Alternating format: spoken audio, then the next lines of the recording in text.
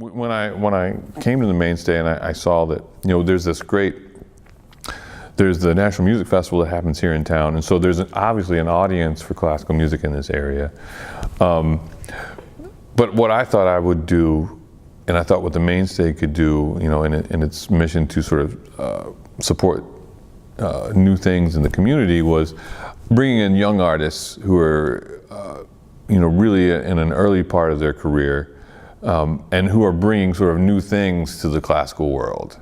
Because like when we were talking about new music, 20 years ago, it was 20th century music, and what we had to have, I think, is we had to have like about 100 years of breaking all the rules and playing really ugly music to be a buffer between the Romantic period and what people are doing now. And the guys who really forced 12-tone and serialism on their composition students have all retired now.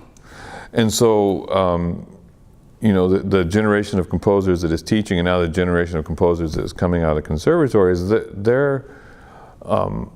they have a lot more freedom in what they want to do. A lot of them are influenced by pop music. A lot of them are influenced by minimalism. And so what you get now is this sort of,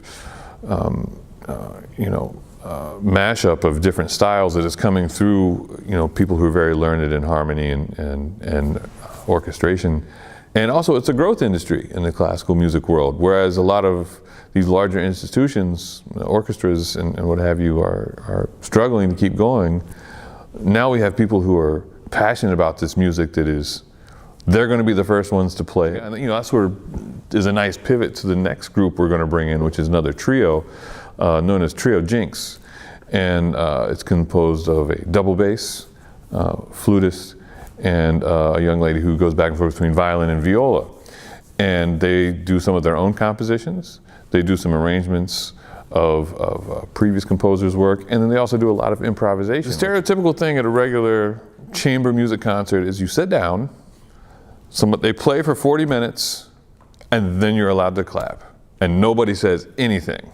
And rather than have a program where, with 5 pages of notes that you have to read so you understand what's going on, the artists are going to tell you, this is who we are, this is what we do, this is the music that we're playing, and this is why we play it, and this is what's important about this music to us, and we hope that you care about it the same way that we do. Yeah, in general, I want artists that, are engaging with the audience, not necessarily entertainers, but people who understand that there's somebody there listening to them, that they're not playing music in a vacuum, and that, there was a great jazz pianist, a gentleman named Harry Pickens, explained what he thought his idea of a perfect performance was.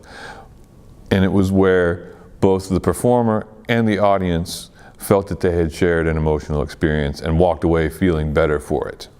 And that's really what I'm hoping happens at every show at the Mainstay. In 2006, when Hedgelawn first began, I got to do theater. Ben wanted to do libraries and classical music.